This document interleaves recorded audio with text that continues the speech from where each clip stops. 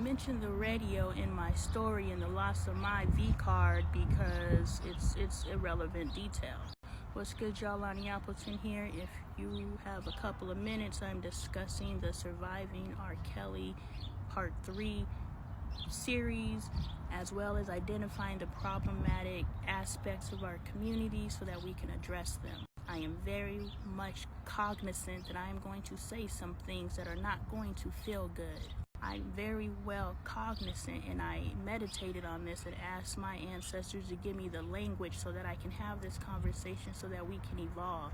Yeah, I may bump up against something, but in my bumping up against something, hopefully I'm saying something to help us move past this so that we are not raising the next generation of Aaliyahs and R. Kellys, or Lonnies and Fruity Macs, because that's who I lost my virginity to, the good old Fruity Mac. Like, I can't even say his name and keep a straight face. How was that the name when we're sitting around and we're deciding our gangster names? I'm a gangsta ass drug dealer. What's gonna be my nickname? This said Fruity Mac.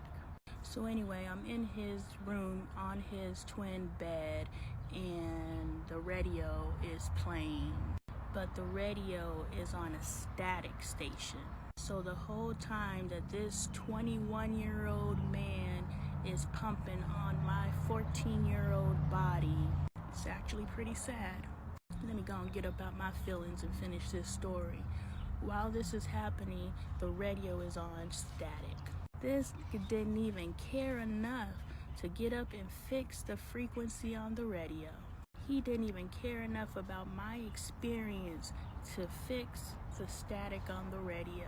And in the time while he's on top of me and I'm underneath him, all I'm doing is listening to this radio and acknowledging how much this hurts. Afterwards, he takes me back to my mom's house, drops me back off on the corner that he picked me up on because he can't take me to my house because my mom would have a fucking cow. And I don't think she would have a cow for the right reasons, because a couple, like 1,000 videos ago, I shared my essay story. And when my mom found out that I got ganged hard, she said, that's what your ass gets. But that's a million videos ago. If you guys want to hear that story again, I think I could tell it or I can repost it. That's what I could do. Just let me know if you want to hear it. Anyway, so yeah. I mentioned when he dropped me off because my box was so swollen that I could not close my legs. Yeah, he had swollen me so much that I couldn't close my legs. What's good, y'all? Lonnie Appleton here. If you have a couple minutes, we are talking the Surviving R. Kelly Part 3 series on Netflix I just watched, as well as my own personal R. Kelly experience. And I know I'm not the only one. R. Kelly is the fall guy. He is not the exception. He is almost every man out there. Almost. So fall back. That. So pretty much I go home limping and go to bed, and I am just aching and swollen from the number that this guy did on me. And I don't know if it was aggressive or abrasive. I just know that the way that my body responded from him pumping on me was it swole up. And the sad thing is, a man will pride himself in leaving that swollen. I know it because I've heard it. And I tell that story because I bet you more than 70% of the women out there and the girls that are currently out there right now have an R. Kelly story. So for all of us to sit and be like, about R. Kelly, or to get mad at me for not being upset with the details that I knew at the time about R. Kelly sleeping with underage girls, I came up in that. And so the person I'm going back and forth with these comments talking about, I hear little girls, or when I was in high school, I would hear little girls bragging about being with older men. Yes, because that's a part of the societal culture. How many teen movies have the little girls sneaking off to go be with their college boyfriend? How many images out there have all her little friends jealous of her because, oh my gosh, she's with an older guy? How many movies out there have the older guy, like, my little girlfriend in high school, and not one of their friends say, that's disgusting. Not one friend. So let's go into the next point. We have to stop championing this ass mentality. These little girls aren't proud about sleeping with older men. At least that's not what we know. We know that they're proud about doing something that's forbidden. He's proud because he's doing something forbidden.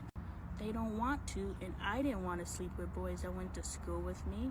I'm walking my middle school hallway because I failed the first grade, so that's why I was 14 in the 8th grade.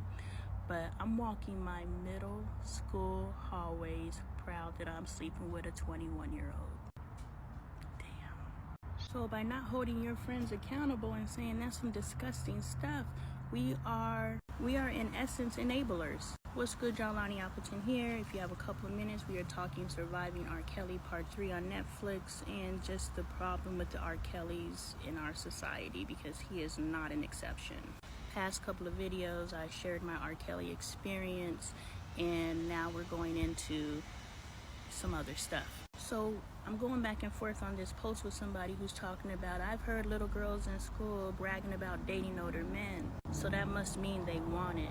That must mean that a child whose frontal lobe isn't even developed enough to make rational decisions is choosing to sleep with a grown-ass man. When the grown-ass man whose frontal lobe, if he's over 23, his frontal lobe is fully developed and he knows better, he's less responsible for the decision to sleep with a child than the child is. Because these little girls are out here running around fast.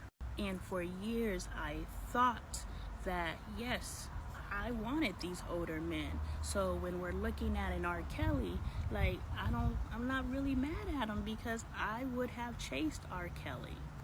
And I wouldn't have chased R. Kelly, I would have chased what R. Kelly represented. Everyone that ended up in R. Kelly's web, they didn't want R. Kelly, they wanted what he represents. So let's run into the next thing. Society needs to stop putting these celebrities on pedestals.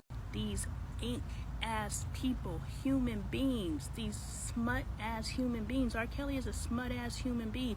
And to see all of those black women outside supporting him, I was like, these sisters can't have all the information. But even with the information you have, yes, I'ma still listen to an R. Kelly song. This is past mentality. I ain't with that nigga no more. He's But at the time when all the allegations were coming out, like, what's wrong with a golden shower? Ain't nobody ever pissed on me, but I've been having intimate moments and I've had the urge to pee, and I'm like, that might be something. I ain't never pissed on nobody, but I don't see nothing wrong with it. And then on top of he's sleeping with the young girls, the little girl was 14? I was 14 when I lost my virginity to a 20-year-old, and all the other little girls were little girls, losing our virginity to older men. So it's kind of a thing. So when all that came out about R. Kelly, I didn't see a problem. I know, but you know.